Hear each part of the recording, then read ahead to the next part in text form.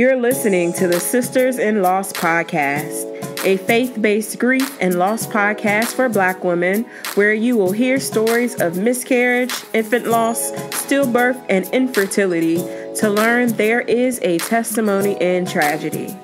You will learn how to heal, gain clarity, find hope and peace, and turn your pain into your purpose after loss.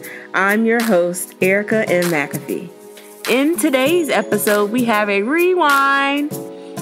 My husband, my pastor, my biggest cheerleader, my best friend, Brandon McAfee, shares in this episode his perspective of our journey to our rainbow baby.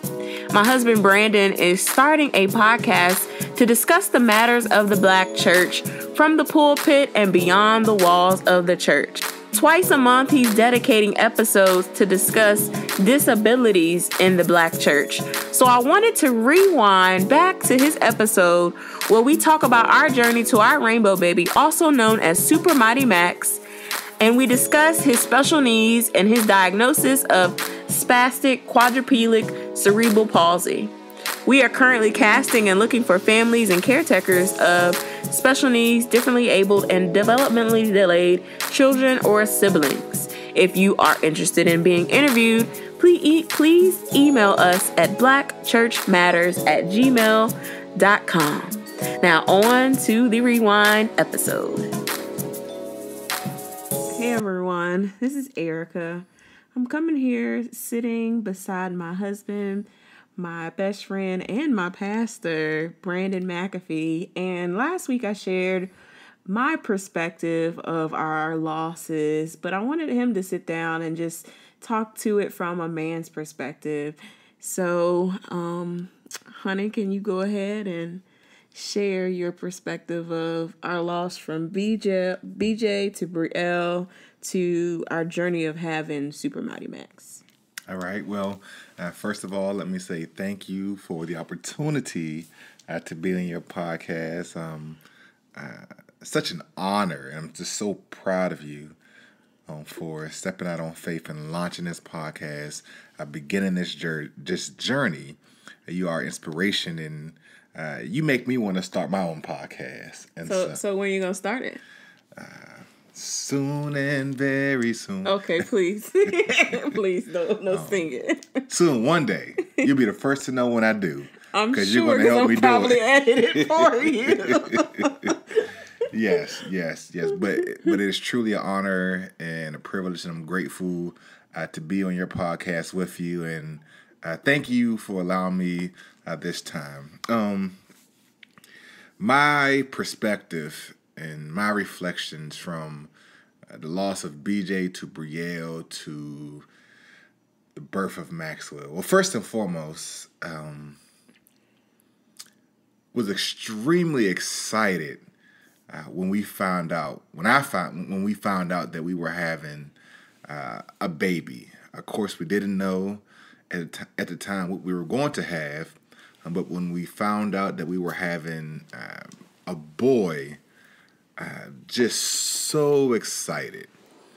Brandon Oscar McAfee Jr. is what we decided that we would name him. And, during that time, for me personally, I tried to do all I could leading up to his birth to become a better man, to be the type of man that I would want him to grow up to emulate. And so naturally, when we lost BJ, I was devastated. Much like yourself, I was devastated. I had a lot of questions. God, how could this happen? God, why me? God, why? We did all the right things. We went to the prenatal classes. We bought the house, decorated the baby room. You were eating well. We tried to do all the right things to make sure that we had a healthy baby. All the ultrasounds looked good. The blood work looked good. I mean, things look good, for the most part. Things look good. there were no indicators or signs that said something's going to go wrong when we give birth to Brandon Jr. And then on that day, November 29th, 2012, I remember sitting in the room, and I believe Facebook Live wasn't around back then, so I didn't post a video, but I remember posting a post on Facebook and doing like a countdown that our son was about to enter into the world. Because we went to the hospital. We know that you had to be induced in labor. So I just remember just the excitement for me building up that I'm about to be a father. I'm about to meet my son. You know, I took off work. Just all of the emotions of what I was expecting. And then being in that operating room, I felt like we were there for all day. But then being in that operating room and they opening you up, taking the baby out, and no crying, no sounds. And initially, I'm not going to say naturally, initially, I thought everything was okay. I mean, I wasn't alarmed. I know you were alarmed, but I wasn't alarmed because, I don't know, for some reason, I didn't think that because he didn't cry, that was a sign of trouble to come. But I do remember vividly what you said on last week when the doctor was a black doctor. Mm-hmm. And I believe he was the anesthetist. That's correct, right? I don't know what you trying to say, but that's the doctor who gives the medicine to put you to sleep and stuff like that. Anesthesiologist? Yeah, same thing. Anesthesiologist. But I think it's Anesthetist? Anyway. Anesthesiologist. That too. I don't know where I got that from. I believe that's a word though. Right. But I remember him. Mm-hmm. And I remember being in the back and he being to my right and him saying, "Oh, sugar honey iced tea." Right. And I'm like, okay, something is wrong. To where I'm back there and I see them now move BJ to my left. They're operating on him. They're trying to give him oxygen. They're trying to revive him, resuscitate him, doing all they can to get him to breathe. And nothing's working. And it's a quiet panic. Like they're panicking, but they're trying not to panic in front of us. But I can tell like something's just not right. The atmosphere is just all wrong. To where they take BJ out the room. They move us to, I guess, Postop, I guess. It was Postop, right. They move us to Postop. And it just becomes a blur, and all I know is they call us, and no, they come in and say BJ didn't make it. That he lived 41 minutes. I think last week you said 39, but it was 41. Just a little correction. It's 41 minutes. Oh gosh, it's not that serious. And it was devastating, man. It was just devastating. To have family there, it was devastating. And to plan a funeral. Mm-hmm. Yeah, I didn't really talk about that, the funeral part. But yeah, we did plan a funeral for him. Yeah, having to go to the funeral home, pick out a casket, we got a little white suit for him. Yeah, and that was tragic for me going into Burlington Coat Factory trying to find something to bury him in because he was a small baby, and it's hard to find small gowns or clothing for kids that are smaller. And besides, a Christian gown is normally for bigger kids because normally people christen their children when they get older. So I had a breakdown in Burlington. My mom literally had to take me out of Burlington because I couldn't handle being around all those baby clothes. Yeah, and I even remember that the casket, I believe, either the casket or maybe the whole funeral in general costing like $600, and in between $600 and $700. Mm-hmm. planning that, I remember having a funeral. It was a graveside funeral. Pastor Tony Boone preaching the eulogy from 1 Samuel. Yes. I mean, I remember it all. And just wrestling, just mad. I remember who wasn't there, who was there. Just things I remember. Right. Why were you so mad? Because I feel like we did everything. We tried to do everything right to prepare for a baby boy, for a child. And no child came.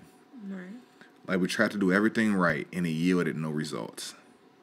So how did you feel baby. as a minister, as a pastor who goes out and is going out every Sunday preaching the word and preaching the gospel and trying to uplift and inspire people, and you're faced with a tragedy and a tragic loss like this? You know, how did you get the courage to go out how did you get the courage to go out and preach to people the next Sunday? Because essentially that's what you did. No, I wasn't. I wasn't preaching at the time. I wasn't pastor. You weren't? Okay. No, okay. But I felt cheated. Mm-hmm. I felt robbed.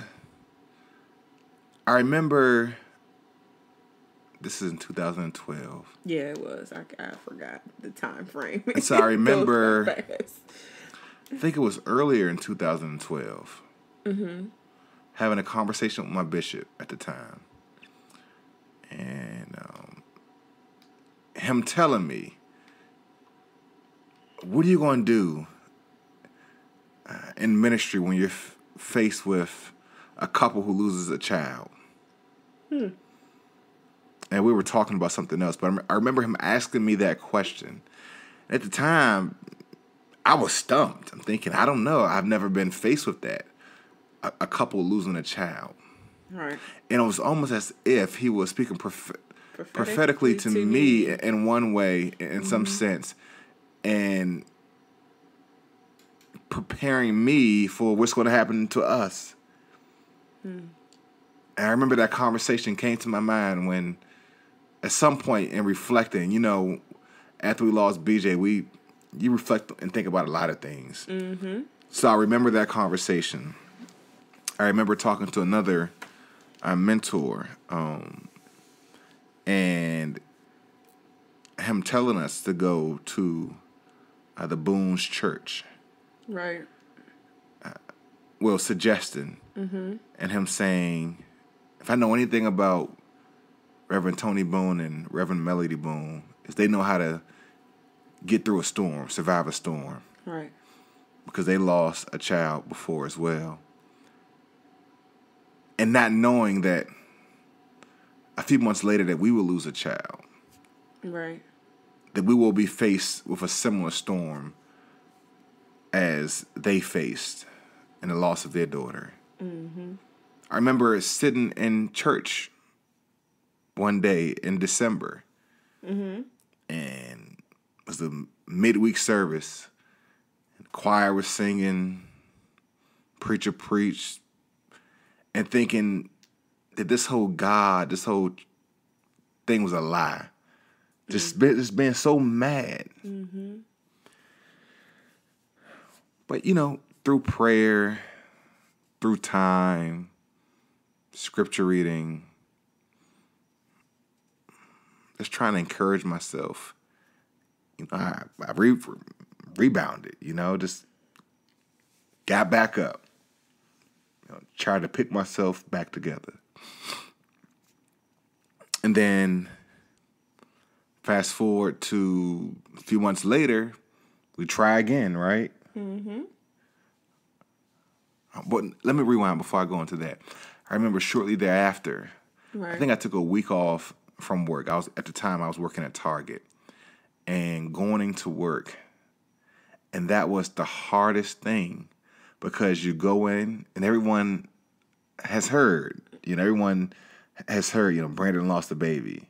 For the most part, everyone heard, and to have to go in and people ask how you doing. People want to talk to you. So how did you react to them? I don't remember, but it was sad. It was hard. It was hard. Sometimes I cried. Well, some people didn't want to talk to you because they didn't know what to say, or I don't remember really. I just know it was just difficult. Yeah. A lot of different emotions. Yeah. That's understandable. Well, extremely difficult. And some days just not wanting to be there. Some days just breaking down. Mm-hmm. Crying. Mm-hmm. But then, again, fast forward, we find out that we're having another baby. This time we're having a girl. We're having Brielle. So we're excited again. I'm excited. Having a girl. We're going to name her Brielle. And then you go out of town to Wilmington. I did, for work. Mm-hmm. You call me. Things aren't going well. You're having some spot and some bleeding. You come home, and I remember waking up in the middle of the night and having to drive you to the hospital and giving birth to another child. And losing another child. But you having to give birth to her prematurely at 18 weeks. And that was July 12th, 2013. Mm-hmm. And just thinking to myself, all right, God, we lost one child. Right. Didn't ever think we would lose one child, but we lost one child. We'd never lose another child. Like, that never even crossed my mind that we could lose two children. Mm-hmm. I just felt like we trusted that God would provide us with this baby girl. We knew that that pregnancy was going to be completely different because of what are the odds that another child be born with the same lung issues that our son BJ passed away with. Right. So just never imagine that we'll lose another one. Right. And then we did. Yeah, we did. Then we did. And so that was extremely hard. It was difficult.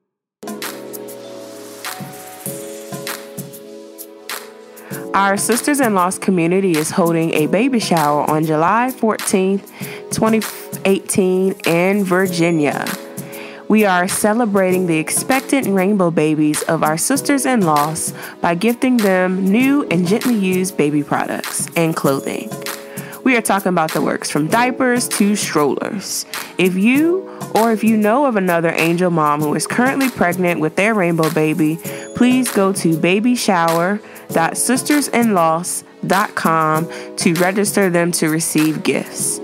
If you would like to donate to the community baby shower, go to babyshower.sistersinloss.com.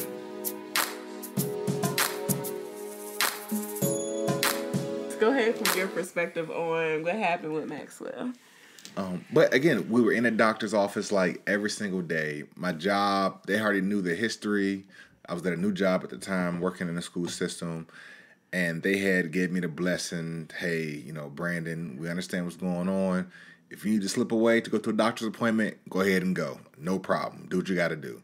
So I really appreciated them for this, the freedom to go to make sure that I can be there in support of you and the baby. And, of course, we were praying and... Tell them what you did. Baby bush and beard. I didn't cut my hair nor my facial hair for the whole pregnancy.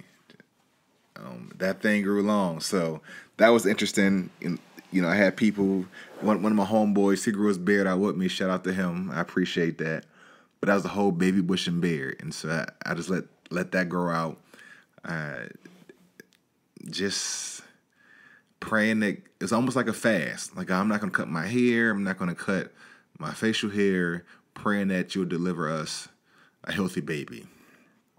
And I remember sitting in Tripp's restaurant and us settling on names for Maxwell. It was me, you, and your sister, Ashley. And us sitting in the restaurant and us settling on the name of Maxwell. We were actually here in Virginia Beach. That restaurant's no longer in existence at that location, but we were here in Virginia Beach, sitting at the restaurant, and we decided to name him Maxwell. Maxwell Oscar McAfee was going to be his name. But again, we went to plenty of doctor's appointments. Everyone was praying. Church was praying. Just standing in solidarity with us, praying that we will have a healthy baby. And so that was that journey to Maxwell. And similar... Oh, and at this time again, I was back in the pulpit. I was pastoring again. So yes. I started pastoring again in May of 2014. And so we started traveling back and forth from Charlotte, 3 hours, to Smithfield, North Carolina. I think you went with me for maybe like the first few weeks. Then after a while, just shut that down because, we didn't want you on the road like that.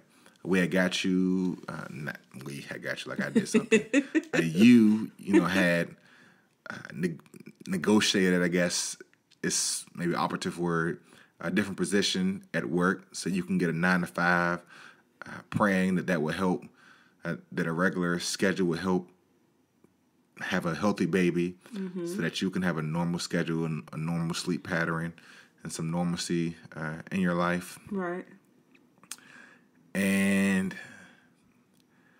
August 19th, first day back at work for me, back at the school system because, summer was off. So my first day back at work, and I remember, I think one of my coworkers, one of my bosses was joking about, oh, you may have had a baby, yeah, whatever. And I was in a training, and I remember you texted me, and you were in a training. Yes, I was. And I remember you texting me or calling me and saying you weren't feeling good, that you were feeling like you were having cramps, and you went home and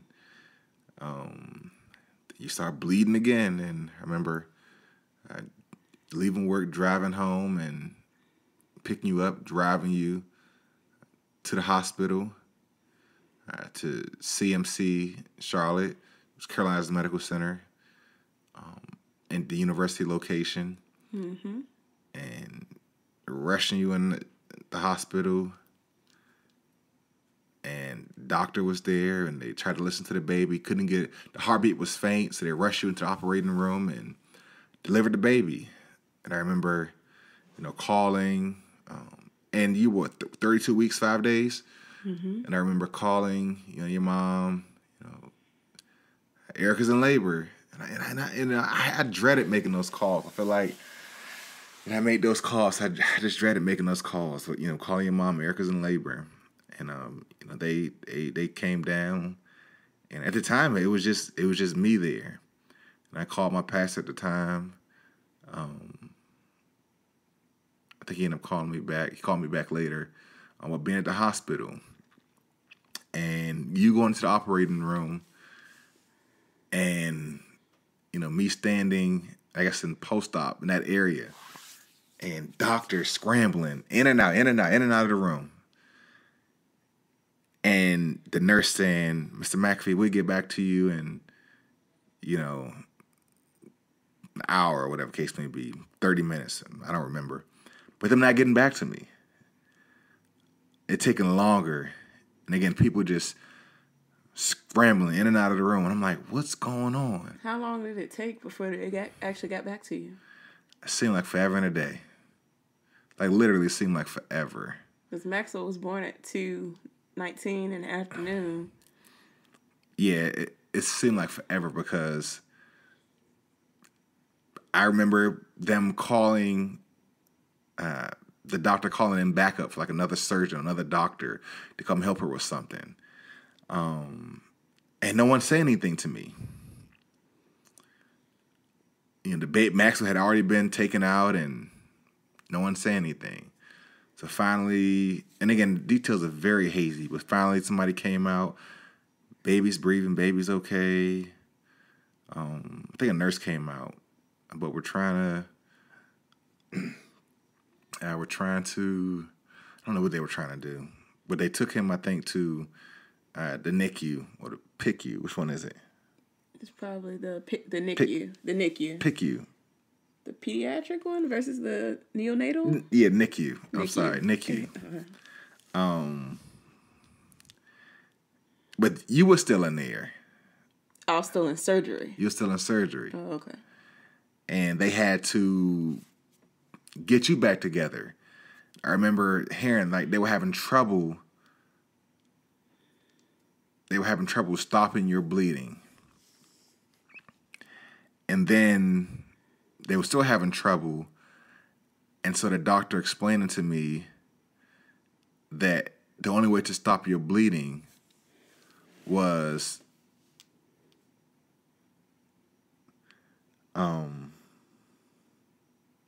do a hysterectomy. And, me not knowing fully what that meant, but, my thing was like, just save her life. I don't care, just save her life. And then you had lost so much blood, they had to take you upstairs and pack you up because you had to get Medevaced. So Maxwell was in the NICU, and they had to take you upstairs to the upper room, to the upper hospital room on another floor, preparing to get you Medevac to CMC Maine, which had more blood products, but you had lost so much blood, and I think at the time your blood wasn't clotting, and so they were really worried about whether or not you were going to make it. And of course you were knocked out, like you were knocked out, you were gone, so you had no idea what was going on. I think this was on a Tuesday too, and so they flew you down, and I remember periodically people coming back and forth to me. Do you need a chaplain? I'm like, no, I'm good. But that Sunday previously, I preached a sermon. I think one of my points was I was talking about praising God in advance. And so in that moment, my own words came back to my remembrance. And I started just praising God in advance that, everything's going to be okay. The baby's going to be okay. You were going to be okay. Just thanking God that God had it in control. So they had medevaced you down to the hospital. So you were gone to another hospital. So I was still there. Maxwell was still there. So I went and saw Maxwell, checked on Maxwell, made some calls, and I had to fill out the birth certificate, name the baby. And again, his name was supposed to be Maxwell Oscar McAfee. But in that moment, at some point in that operating room, well, me being in Postop in that area, I felt like God's presence was in that room. I just felt the presence of God. And so I changed his name from Maxwell Oscar McAfee to Maxwell Emmanuel McAfee. And Emmanuel means God with us. Because I really felt like God was with us and God was with him. And so I go in there. Maxwell's just as beautiful as can be. They had given him some medicine called phenobarbital because they thought he was having seizures, but wasn't exactly sure. And I remember just going home, trying to just catch my breath. Waiting. You went home? Yeah, because at the time, there was nothing I can do. Like, you were at the hospital. I didn't know that. CMC Maine. Maxwell was in the PICU, the NICU. And so I went home for a little bit just to take a shower, kind of. Was my family here then? Nobody was here yet. And to catch my breath, I just had to get myself together because it was just dramatic. So went home for a few moments, maybe an hour or two, I don't know. I didn't know that. And then finally, people started coming in. But what was really interesting, how the Lord was, although, of course, we didn't want Maxwell to come early. We would have preferred for him to come at 40 weeks, but the Lord has, his plans. Mm-hmm. what's interesting is that he was born on a Tuesday. That Friday, your friend Sherelle was already coming in town. She was. To spend time with you. She was coming to help me before Maxwell came. Yeah, she was. And again, we had no idea he would be born, but she was just coming, you know, as a concerned girlfriend and friend, just to come hang out with her sister friend, just to be there. Mm-hmm. And then my mother, she was out of the country, but she was flying back that Wednesday or that Thursday. And one of her layovers was in Charlotte. Right. And then your Uncle Daryl, he was on business somewhere He was in Atlanta or outside Georgia, of Atlanta. outside of Georgia, which is like 3 hours away. Yeah. So he was close by. So instead of going back to Illinois, he just rented a car and drove to Charlotte, drove 3 hours to Charlotte. So like the Lord knew that Maxwell was coming that week because he already had family and friends in place to be there to offer support to us. You know, the Lord had already orchestrated that, which is amazing. Which is amazing when you think about it, that all those things were already set in place. And so when Maxwell was born, my mom was coming into town. Your girlfriend was coming into town. Your uncle was nearby. You know, my best friend just so happened that, you know, his job had flexibility for him, one of my best friends, and, you know, he was able to catch a flight from Rhode Island there. You know, my brother and everyone drove down. So it was just, God just worked that thing out, man. Mm-hmm. He did. And I think Maxwell spent 29 days in the hospital. Mm-hmm. But God just worked it out. He did. And yeah, that's the story of Maxwell. Those from BJ to Brielle to the birth of Super Mighty Maxwell, Super Mighty Max. So yeah. So what do you think what really has God revealed to you just on this journey from the losses that we had to having now a child with special needs and a disability? What has God revealed to me? Mm-hmm. Like, what have you gained from it? One thing I know for sure is that all children, all people are truly created in the image and likeness of God. So someone like you and I who are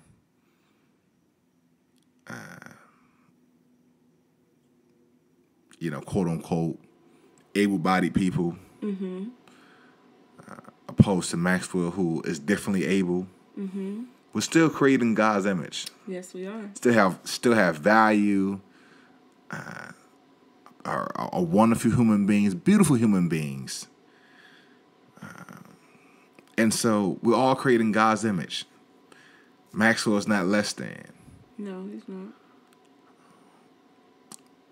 But it's also made me realize from a pastoral perspective and a vocational perspective just how few ministries there are for persons who are differently able, who have special needs and disabilities.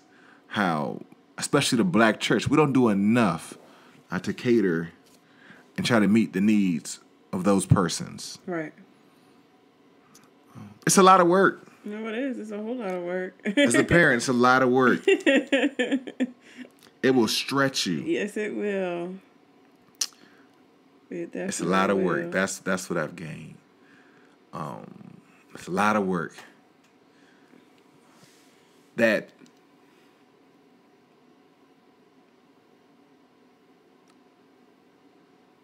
not only affects parents, me and you, but it affects the whole family. Right, it does. Affects the whole family.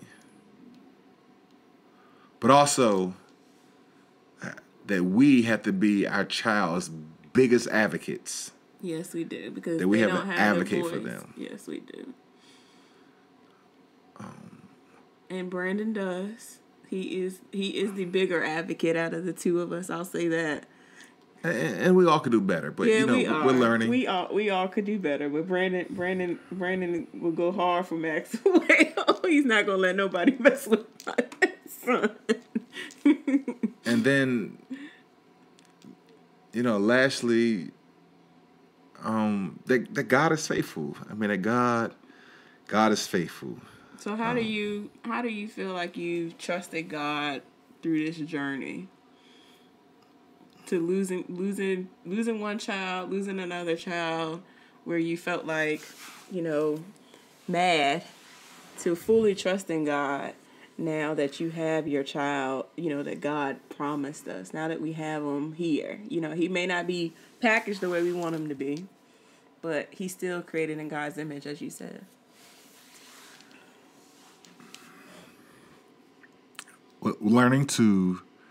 Trusting God to give me the strength,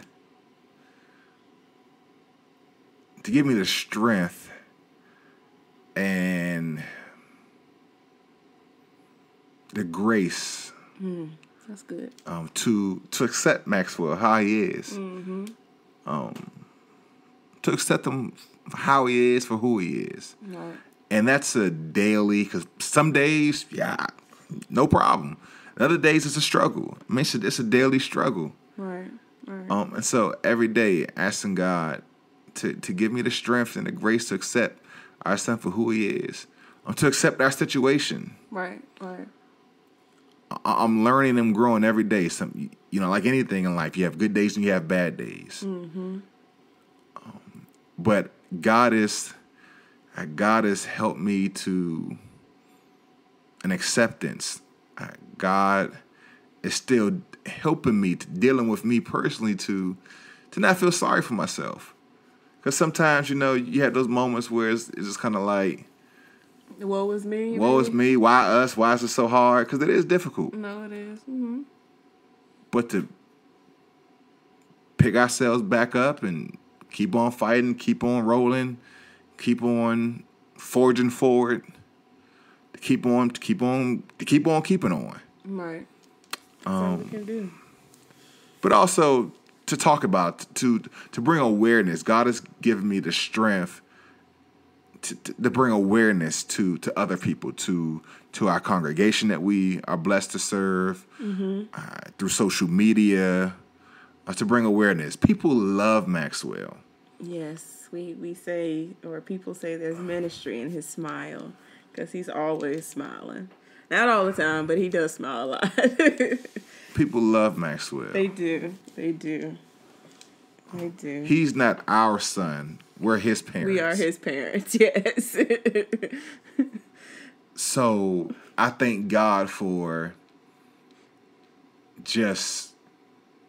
who he is and who Maxwell's becoming. And just for the strength and grace every single day to meet the new challenges that every day will bring to us. But God has been faithful. Being here, surrounding us with loving family members. Right. It's been a blessing. God has been good to sending us a lovely, caring, compassionate nurse for Maxwell. Oh my gosh. Yes. God's been good. God has been great.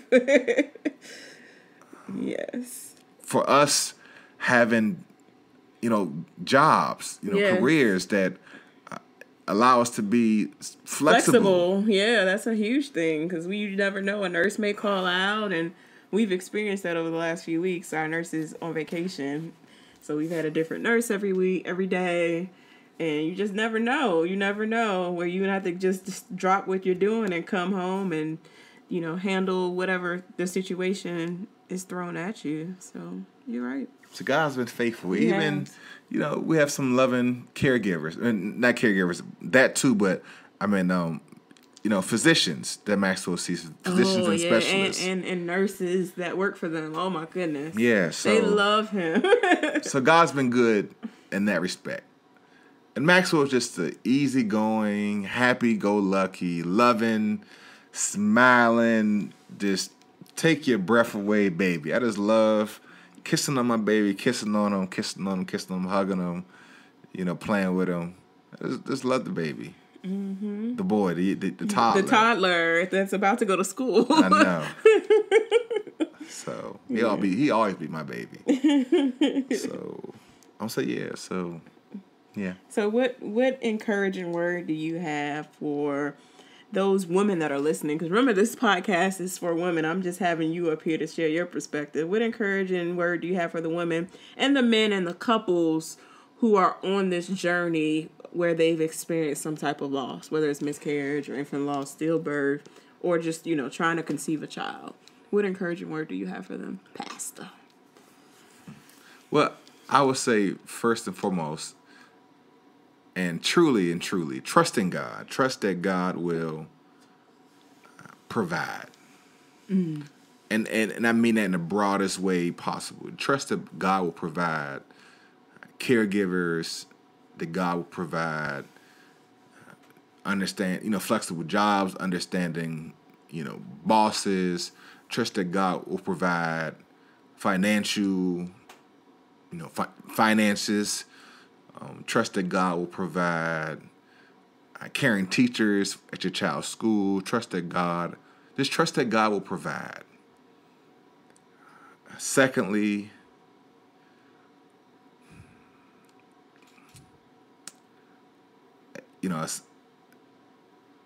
for the mothers, just take it one day at a time. As mothers, you are superwomen. You all do a lot. You all 9 times out of 10 are the ones who are getting up in the middle of the night with the child when the child is crying. You're usually the first ones there. So take it one day at a time. Don't be too hard on yourselves because it's a long journey. So take it one day at a time. Also, to the mothers, take time for yourself. Take time for yourself. Reclaim your time. Yes, in the words of Maxine Waters, reclaiming my time. Reclaiming her time. Yes. Thank you so much for listening to today's episode. I pray that this show was inspirational and a blessing to you. For show notes, visit ericamcafee.com/podcast. Please join us in our offline discussions in our private Facebook group by going to sistersinloss.com. If you're listening in Apple Podcasts, please rate and subscribe to us and leave us a 5-star review. I pray that you all have a blessed week. Keep the faith, and I'll talk to you next Wednesday.